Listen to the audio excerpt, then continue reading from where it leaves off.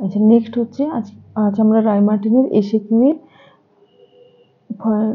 Set number 14 আলোচনা করছি। এখানে প্রথম কোশ্চেন দেওয়া আছে, ভারতের গম চাষে অগ্রণী দুটি রাজ্যের নাম লেখো। অগ্রণী দুটো রাজ্য হলো উত্তরপ্রদেশ এবং পাঞ্জাব। এছাড়া মধ্যপ্রদেশ, হরিয়ানা এগুলো হচ্ছে গম চাষে উন্নত রাজ্য। ভারতের প্রধান ধান উৎপাদনকারী রাজ্যের নাম লেখো। প্রধান ধান উৎপাদনকারী রাজ্য হলো পশ্চিমবঙ্গ এবং উত্তরপ্রদেশ। এছাড়া পাঞ্জাব, অন্ধ্রপ্রদেশ, ওড়িশা, তেলেঙ্গানা, ছত্তিশগড় এগুলোতেও ধান উৎপন্ন হয়। ভারতের দুটি পেট্রোকেমিক্যাল শিল্পকেন্দ্রের নাম হলো, এক নম্বর হচ্ছে মহারাষ্ট্রের ট্রম্বে, যেটি প্রথম গড়ে উঠেছিল। দুই নম্বর হচ্ছে গুজরাটের জামনগর। এছাড়া পশ্চিমবঙ্গের হলদিয়া, অসমের বঙ্গাইগাঁও, কর্ণাটকের ম্যাঙ্গালোর। এসএআরসি সার্কের পুরো নাম কি? South Asian association for regional cooperation. South Asian association for regional cooperation. 10 সহস্র ধূম্র উপত্যকা কাকে বলে? না, আলস্কার কাটমাই আগ্নেয়গিরি অঞ্চলে 10 সহস্র অঞ্চলটি 10 সহস্র ধূম্র উপত্যকা নামে পরিচিত। পর্ণকাণ্ড কোন প্রকার উদ্ভিদে দেখা যায়? এটি জাঙ্গল উদ্ভিদে দেখা যায়।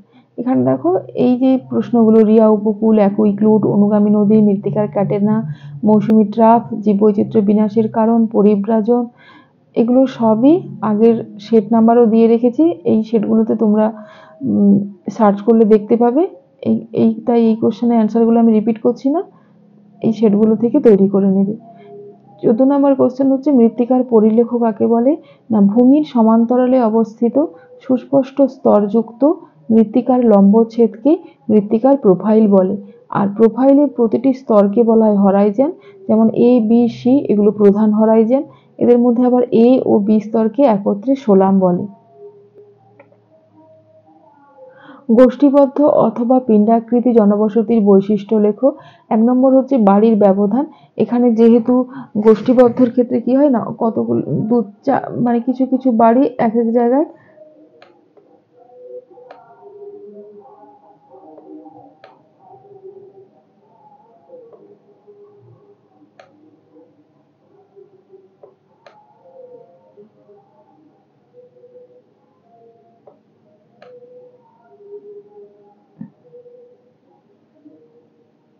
এরকম, যেহেতু কিছু কিছু বাড়ি এক এক জায়গায় গোষ্ঠী বা পিণ্ডাকৃতির মতো অবস্থান করে, তাই এই বাড়িগুলোর মধ্যে পারস্পরিক ব্যবধান হচ্ছে খুবই কম হয়।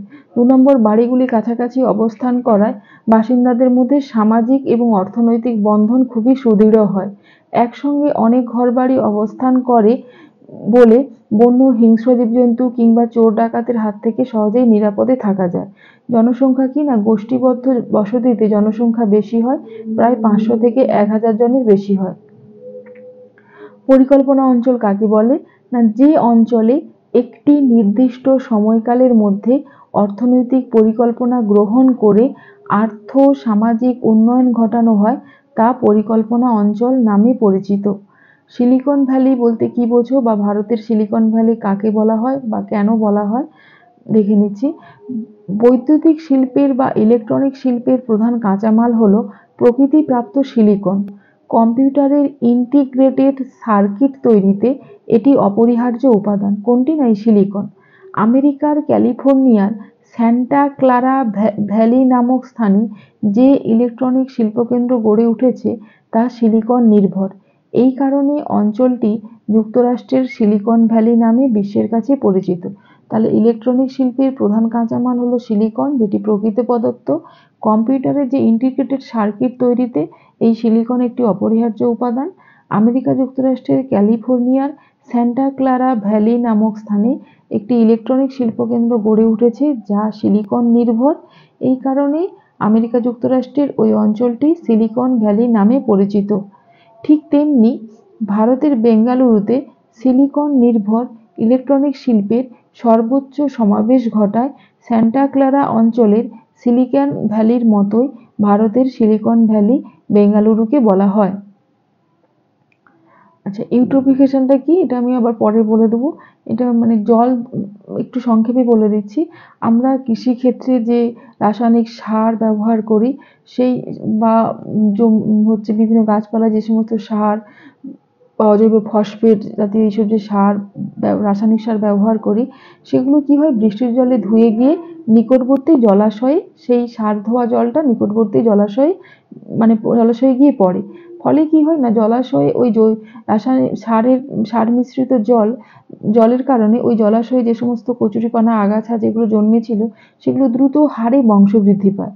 ফলে অতি অল্প সময়ে অতি দ্রুত হারে ওই কচুরিপানা জাতীয় উদ্ভিদের পরিমাণ বেড়ে যাওয়ায় ওই জলে কি হয় না, একসময় অক্সিজেনের মানে বায়োলজিক্যাল অক্সিজেন ডিমান্ড বা প্রয়োজনীয় অক্সিজেনের চাহিদা অনুযায়ী অক্সিজেন পাওয়া যায় না। অক্সিজেনের অভাবে ওই জীবগুলো, ওই জলে বসবাসকারী জীব বা ওই উদ্ভিদগুলো একসময় মারা গিয়ে পুরো জলাভূমিটা ওই সমস্ত উদ্ভিদের যে মানে দেহাবশেষে ভরাট হয়ে যায়। এই ঘটনাটাকেই কি বলা হয়, ইউট্রফিকেশন বা অতি পুষ্টিকতা। এই যে অতিরিক্ত হারে ফসফেট জাতীয় রাসায়নিক সারের মানে জলে মিশ্রণের ফলে অতি দ্রুত হারে ওখানে যে সমস্ত গাছপালা আগাছা কচুরিপানা ছিল, সেগুলো অতি দ্রুত হারে বেড়ে যাওয়ার ফলে তাদের মধ্যে প্রয়োজনীয় অক্সিজেনের অভাব দেখা দেয়, এবং সেই অভাবের ফলে ওই জলে বসবাসকারী ওই সমস্ত উদ্ভিদগুলো একসময় মারা গিয়ে তাদের দেহাবশেষ জমে গিয়ে জলাশয়টি ভরাট হয়ে যায়। এই ঘটনাকেই হচ্ছে ইউট্রফিকেশন বলে। আচ্ছা, স্বাভাবিক ক্ষয়চক্র নদীর ক্ষয়চক্রকে বলা হয় কেন? কারণ নদীর ক্ষয়চক্রের কাজ হচ্ছে অত্যন্ত সুস্পষ্ট, এবং পৃথিবীর প্রায় 70% ভূমির ভাস্কর্য নদীর স্বাভাবিক কাজের মাধ্যমে ঘটে থাকে। তাই নদীর ক্ষয়চক্রকে স্বাভাবিক ক্ষয়চক্র বলে। স্থিতিশীল পুনর্যৌবন বা স্ট্যাটিক রেজুভিনেশন কাকে বলে? না, ভূপৃষ্ঠ ও সমুদ্রপৃষ্ঠের উত্থান অবনমন কিংবা ক্ষয়সীমার পরিবর্তন ছাড়া অন্য কোনো প্রাকৃতিক কারণে যদি নদীর ক্ষয় শক্তি বৃদ্ধি পায়, তাহলে ভূমিভাগের পুনর্যৌবন লাভ ঘটে। একে স্থিতিশীল পুনর্যৌবন লাভ বলে। কারণ কি? 1 নদীর বোঝা হ্রাস, 2 জলবায়ুর পরিবর্তন, 3 হচ্ছে নদীগ্রাস। রশ্মি তরঙ্গ কাকে বলে? না, ঊর্ধ্ব বায়ুমণ্ডলে দ্রুত গতির পশ্চিমা জেট বায়ুতে যে অতি বৃহদাকৃতি তরঙ্গ সৃষ্টি হয়, তাকে আবিষ্কর্তা মার্কিন আবহবিদ রসপির নাম অনুসারে রশ্মি তরঙ্গ বলা হয়। তাহলে ঊর্ধ্ব বায়ুমণ্ডলে অতি দ্রুত গতির পশ্চিমা জেট বায়ুতে যে অতি বৃহদাকৃতির তরঙ্গের সৃষ্টি হয়, এরকম তরঙ্গ আকারে প্রবাহিত হয়, সৃষ্টি হয়, তাকে হচ্ছে তোমার রশ্মি তরঙ্গ বলা হয়। এখনো পর্যন্ত উত্তর গোলার্ধে 6টি এবং দক্ষিণ গোলার্ধে 3টি রশ্মি তরঙ্গ চিহ্নিত করা গেছে। আচ্ছা, সেট 15টা আমরা দেখে নিই। কোন ধরনের শিল্পের জন্য হলদিয়া শিল্পাঞ্চল গড়ে উঠেছে? অ্যান্সার হবে পেট্রো রসায়ন শিল্প। ছত্তিশগড়ের প্রধান কয়লা ক্ষেত্র কোরবা। এগুলো আগের সেটে আছে, দেখে নিবে। হ্যারিকেন কি ধরনের ঘূর্ণিবাদ? ক্রান্তীয় ঘূর্ণিবাদ। কোন সম্মেলনে জীববৈচিত্র্য কথাটি জনপ্রিয়তা পায়? 1992 সালে ব্রাজিলের রিও ডি জেনিরো শহরে অনুষ্ঠিত বসুন্ধরা সম্মেলনে প্রথম হচ্ছে জীববৈচিত্র্য সংরক্ষণের চুক্তি স্বাক্ষরিত হয়, এবং এই সম্মেলন থেকেই জীববৈচিত্র্য কথাটি জনপ্রিয়তা লাভ করে। পশ্চিমবঙ্গের একটি দ্বৈত শহরের নাম হলো কলকাতা হাওড়া। আর এখানে দেখো, এই যে জীববৈচিত্র্য কথাটি 1986 সালে ওয়াল্টার জে রোসেন স্মিথসোনিয়ান ইনস্টিটিউটের ন্যাশনাল ফোরামে প্রথম বায়োডাইভার্সিটি কথাটি ব্যবহার করেন। তাহলে ওয়াল্টার জে রোসেন প্রথম হচ্ছে বায়োডাইভার্সিটি কথাটি ব্যবহার করেন। এরপরে IUCN, UNEP এই সংস্থাগুলি বায়োডাইভার্সিটি শব্দটি গ্রহণ করে জীববৈচিত্র্যের সংজ্ঞা দেন, এবং 1992 সালে বসুন্ধরা সম্মেলনে জীববৈচিত্র্য সংরক্ষণের চুক্তি স্বাক্ষরিত হয়, এবং এরপর এই সম্মেলনের পর থেকেই জীববৈচিত্র্য কথাটি জনপ্রিয়তা লাভ করে। 9 নম্বর হচ্ছে একটি আঞ্চলিক মৃত্তিকার উদাহরণ হলো ল্যাটেরাইট, এছাড়া পর্জল, তুন্দ্রা, এগুলো সবই আঞ্চলিক। আন্তঃআঞ্চলিক হলো সোলাঞ্চক, সোলোনেচ, রেঞ্জিনা, পিট, আর অনাঞ্চলিক হচ্ছে লোয়েস, লিথোসেল, রেগোসেল ইত্যাদি। আলোকপ্রেমী উদ্ভিদের উদাহরণ হলো সূর্যমুখী, আলোক বিদ্বেষী হলো পান, অর্কিড, এগুলো। লিভিং ফার্মেসি বলা হয় ডাবকে, একে তৃণরাজও বলা হয়। নিম্নগাঙ্গীয় সমভূমি অঞ্চলে কোন প্রকার গ্রামীণ বসতি দেখা যায়? গোষ্ঠীবদ্ধ বা সংঘবদ্ধ জনবসতি। সানরাইজ ইন্ডাস্ট্রি বা উদীয়মান শিল্প কাকে বলে? না, আধুনিক শিল্প সভ্যতায় বেশ কিছু শিল্প উদীয়মান সূর্যের আলোর মতো অতি দ্রুত বিশ্বের এক প্রান্ত থেকে আরেক প্রান্তে ছড়িয়ে পড়ছে বা প্রসার লাভ করছে। এই সকল শিল্পকেই আমরা উদীয়মান শিল্প বলে থাকি। উদাহরণ যেমন পেট্রো রসায়ন শিল্প। গুরুত্ব কি না, অনুসারী শিল্পের ব্যাপক প্রসার ঘটে, কর্মসংস্থানের সুযোগ বৃদ্ধি পায়, নতুন ভোগ্যপণ্য তৈরি হয় এবং দ্রুত অর্থনৈতিক বিকাশ ঘটে। অবিশুদ্ধ কাঁচামাল কাকে বলে? শিল্পে ব্যবহৃত কাঁচামালের ওজনের তুলনায় উৎপন্ন দ্রব্যের ওজন কম হলে সেই সব কাঁচামালকে অবিশুদ্ধ বা ওজন হ্রাসশীল কাঁচামাল বলে। তাহলে শিল্পে আমরা যে সমস্ত কাঁচামাল ব্যবহার করি, সেই সমস্ত কাঁচামাল থেকে যে সমস্ত দ্রব্য উৎপাদিত হয়, যদি উৎপাদিত দ্রব্য এবং প্রয়োজনীয় কাঁচামালের থেকে উৎপাদিত দ্রব্যের ওজন কম হয়, তখন আমরা ওই কাঁচামালকে অবিশুদ্ধ কাঁচামাল বলি। যেমন হচ্ছে লৌহ আকরিক, কয়লা, খনিজ তেল, চুনাপাথর প্রভৃতি অবিশুদ্ধ শ্রেণীর কাঁচামাল। বিশুদ্ধ কাঁচামাল কাকে বলে? না, যেসব কাঁচামাল থেকে উৎপাদিত শিল্পদ্রব্যের ওজন সমান হয়, মানে প্রয়োজনীয় কাঁচামাল এবং উৎপাদিত দ্রব্যের ওজন দুটোই হচ্ছে সমান, মানে 1 কেজি কাঁচামাল থেকে আমি 1 কেজি শিল্পদ্রব্যই উৎপাদন করতে পারবো, সেই সমস্ত কাঁচামালকে বিশুদ্ধ কাঁচামাল বলে। পণ্যসূচক 1 বা 1-এর কম হয়, শিল্প যে কোনো স্থানে গড়ে উঠতে পারে। উদাহরণ হচ্ছে পশম, পাট, কার্পাস বা তুলা প্রভৃতি। ইন্টারনেট বা অন্তর্জাল কাকে বলে? না, ইন্টার কানেক্টেড নেটওয়ার্ক শব্দ দুটির সংক্ষিপ্ত রূপ হলো ইন্টারনেট। ইন্টার কানেক্টেড নেটওয়ার্ক, এদের এখানে ইন্টার থেকে ইন্টার আর নেটের থেকে নেট নিয়ে হয়েছে ইন্টারনেট। ইহা হলো বিশ্বের বিভিন্ন প্রান্তে ছড়িয়ে থাকা লক্ষ লক্ষ ব্যক্তিগত কম্পিউটারে গুলিকে টেলিফোন লাইন দ্বারা কৃত্রিম উপগ্রহের মাধ্যমে এক সূত্রে সংযুক্ত করার ব্যবস্থা, অর্থাৎ সমগ্র বিশ্ব জুড়ে পরস্পর সংযুক্ত যাবতীয় কম্পিউটার নেটওয়ার্কের সমন্বয়। 4টি অংশ নিয়ে গঠিত: কম্পিউটার, টেলিফোন, মোডেম, কৃত্রিম উপগ্রহ, সার্ভার। আচ্ছা, 1970 খ্রিস্টাব্দে এডুকেশনাল রিসার্চ নেটওয়ার্ক সর্বপ্রথম এই পরিষেবাটি বা ইন্টারনেট পরিষেবা চালু করে। এটা আরেকবার বলে দিচ্ছি, ইহা হলো বিশ্বের বিভিন্ন প্রান্তে ছড়িয়ে থাকা লক্ষ লক্ষ ব্যক্তিগত কম্পিউটারগুলিকে টেলিফোন লাইন দ্বারা কৃত্রিম উপগ্রহের মাধ্যমে এক সূত্রে সংযুক্ত করার ব্যবস্থা, অর্থাৎ সমগ্র বিশ্ব জুড়ে পরস্পর সংযুক্ত যাবতীয় কম্পিউটারের নেটওয়ার্কের সমন্বয়।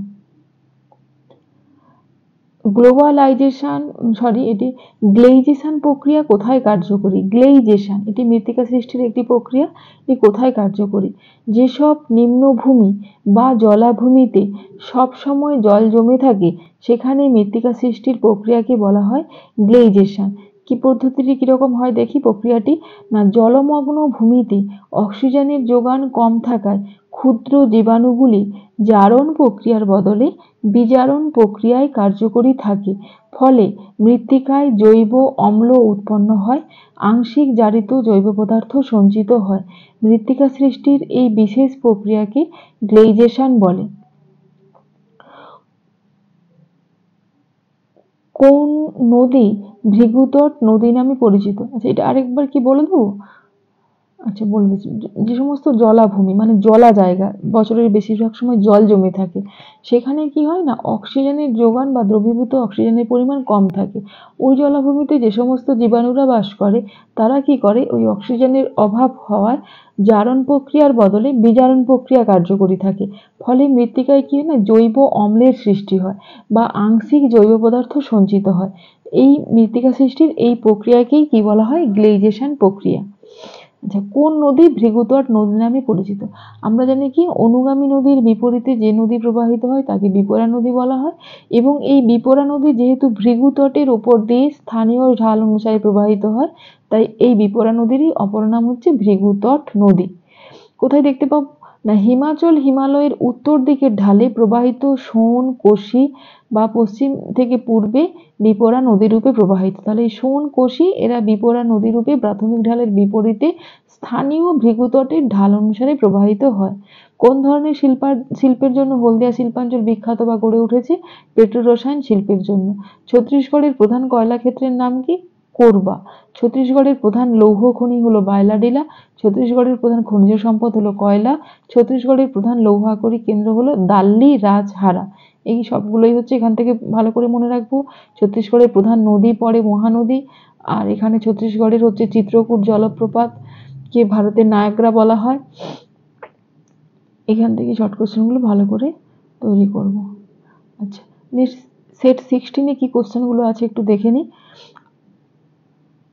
আর্টেজীয় কূপ কোন ধরনের শিলাস্তরে দেখা যায়? ভাঁজযুক্ত বা ভঙ্গিল শিলাস্তরে।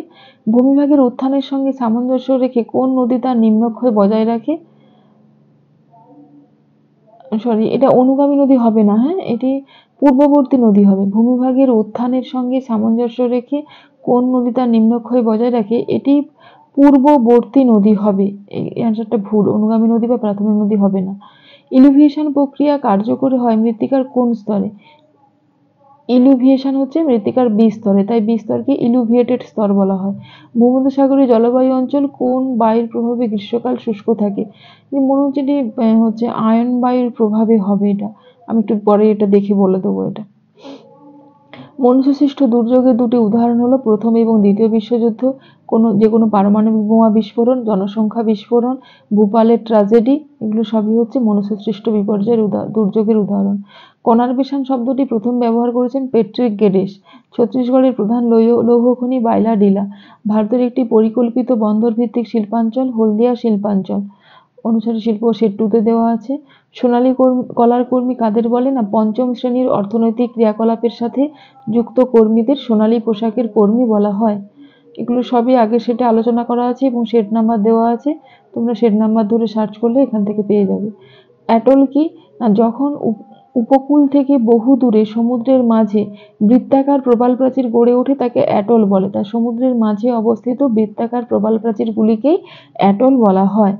শ্রেণী ভাগ করা হয়েছে প্রকৃত অ্যাটল, দ্বীপীয় অ্যাটল, অ্যাটল দ্বীপ ইত্যাদি। ভিটিকালচার কি? না আঙুর চাষকে বলা হয় ভিটিকালচার। প্রস্রবণ রেখা কাকে বলে? ভৌমজল যখন ভূপৃষ্ঠের কোনো একটি নির্দিষ্ট স্থান দিয়ে স্বাভাবিকভাবেই বাইরে বেরিয়ে আসে তাকে প্রস্রবণ বলা হয়। কোনো কোনো স্থানে কি হয় না একসঙ্গে একটি রেখা বরাবর অনেকগুলি প্রস্রবণের সৃষ্টি হয়, তখন ওই অঞ্চল বা ওই রেখাকে আমরা প্রস্রবণ রেখা বলে থাকি। যেমন এখানে দেখো এই একটা নির্দিষ্ট রেখা বরাবর অনেকগুলো প্রস্রবণের সৃষ্টি হয়েছে, তখন এই রেখাটিকে আমরা প্রস্রবণ রেখা বলি। ভারতের মেঘালয়ের ছোটনাগপুর মালভূমি অঞ্চলে দেখতে পাবো। হিউমিফিকেশন কি?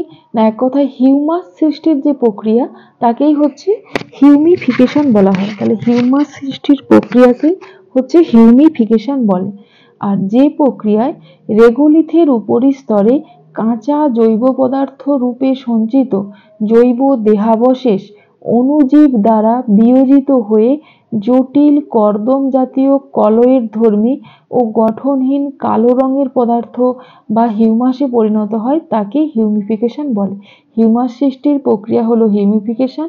প্রক্রিয়াটি কিভাবে হয় না মাটির উপরে পড়ে থাকা কাঁচা জৈব পদার্থ, যেমন মনে করো কোনো মরা কোনো জীবদেহ, গাছের কোনো ডালপালা, এগুলো পচে যায়নি কিন্তু যখন কাঁচা অবস্থায় পড়ে থাকে তখন জীবাণুদের ক্রিয়ায় এগুলো বিয়োজিত হয়ে একটা জটিল কর্দম জাতীয় কলয়েড ধর্মী কালো রঙের পদার্থ সৃষ্টি করে, যেটাকে আমরা হিউমাস বলি। আর এই হিউমাস সৃষ্টির এই পুরো প্রক্রিয়াটাকে হিউমাস বলে থাকি, হিউমিফিকেশন বলে থাকি। এর শ্রেণী হচ্ছে দেখো হিউমিফিকেশন বিভিন্ন অঞ্চলে মানে অঞ্চল বা জলবায়ু অনুসারে একে বিভিন্ন ভাগে ভাগ করা হয়েছে। অবায়ুজীবী হিউমিফিকেশন, অম্ল হিউমিফিকেশন, উষ্ণ আর্দ্র অঞ্চলের হিউমিফিকেশন, মরুপ্রায় অঞ্চলের হিউমিফিকেশন। কৃষির আধুনিক প্রযুক্তিগুলির নাম কি? জলসেচ, উচ্চ ফলনশীল বীজ, রাসায়নিক সার, কীটনাশক ঔষধ, আধুনিক যন্ত্রপাতি। ঋতুভিত্তিক পরিব্রাজন কাকে বলে? না সারা বছর উষ্ণতার তারতম্যের ভিত্তিতে পশুপালকরা যখন তাদের পশুর পাল নিয়ে অনুভূমিক বা উল্লম্বভাবে স্থানান্তর করে তখন তাকে ঋতুভিত্তিক বা যাযাবর পশুপালন বলা হয়। যেমন পশ্চিম হিমালয়ের গুজ্জর, গাদ্দি, কিন্নর এই সমস্ত উপজাতির মানুষরা, এশিয়ার মরু অঞ্চলের বেদুইন, আফ্রিকার মাসাই, এরা হচ্ছে ঋতুভিত্তিক পরিব্রাজন করে থাকে। যখন শীতকালে পাহাড়ের উপর বরফ জমে গেল তখন পশুর পাল নিয়ে সমভূমিতে নেমে আসে, আবার গ্রীষ্মকালে যখন বরফ গলে যায় তখন তারা সমভূমি থেকে আবার পাহাড়ের উপরে উঠে যায়, বা কখনো কখনো এরা ভূপৃষ্ঠের সমান্তরালেও এক স্থান থেকে অন্য স্থানে মানে স্থান পরিবর্তন করে থাকে। এগুলোকে ঋতুভিত্তিক পরিব্রাজন বলা হয়। পশুপালক যাযাবর বৃত্তি কাকে বলে? না মানুষের যে প্রাচীন জীবনযাত্রা, পৃথিবীর কোনো একটি স্থানে স্থায়ীভাবে বসবাস না করে বন্য পশুকে পোষ মানানো এবং পশুর এবং নিজেদের খাদ্য সংস্থানের উদ্দেশ্যে এক স্থান থেকে অন্য স্থানে গমনাগমনের মাধ্যমে সম্পন্ন হয়েছে, তাকে পশুপালক যাযাবর বৃত্তি বলে। তাহলে এটা এমন একটা জীবনযাত্রা, প্রাচীন জীবনযাত্রার পদ্ধতি, যেখানে কি হয়, মানুষ এক স্থানে স্থায়ীভাবে বসবাস না করে কখনো তারা নিজেদের খাদ্যের উদ্দেশ্যে, কখনো তাদের পশুদের মানে পালিত পশুদের খাদ্য সংগ্রহের উদ্দেশ্যে বা পালিত পশুকে পোষ মানানোর উদ্দেশ্যে তারা কি করে, খাদ্যের সংগ্রহকে কেন্দ্র করে এক স্থান থেকে অন্য স্থানে গমন করে বেঁচে থাকে বা জীবন ধারণ করে। তখন তাদের এই বৃত্তিটাকে পশুপালক যাযাবর বৃত্তি বলা হয়।